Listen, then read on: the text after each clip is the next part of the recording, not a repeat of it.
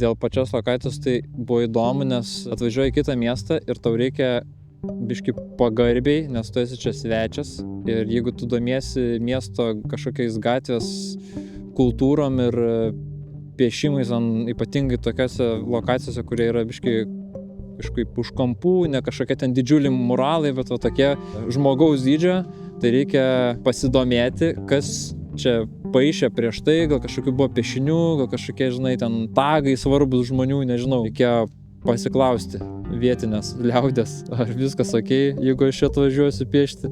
Irgi vietinis buvo atėjęs, jis sakė, kad jau nebežaidžia niekas to krepšinio, tai galvoju, gal prikelsim, nežinau, ir vietai naujai įpūsim gyvybės.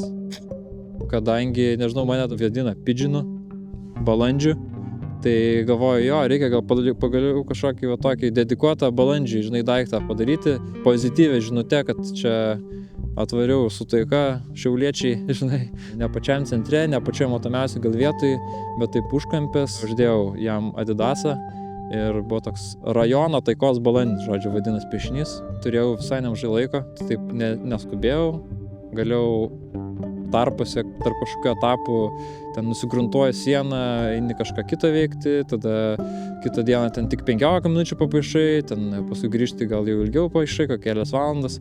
Kažkaip ant galvos dabar galvoju, kad ir nei tų žmonių kažkokių piktų, žinai, neatėjo, kad ten būtų problemos ir galvotum, čia kažkaip reikia dabar gal kokio vietinio vieno nepasitenkinusio gyventojo reiks vengti, bet jo, viskas flawless, viskas buvo flawless.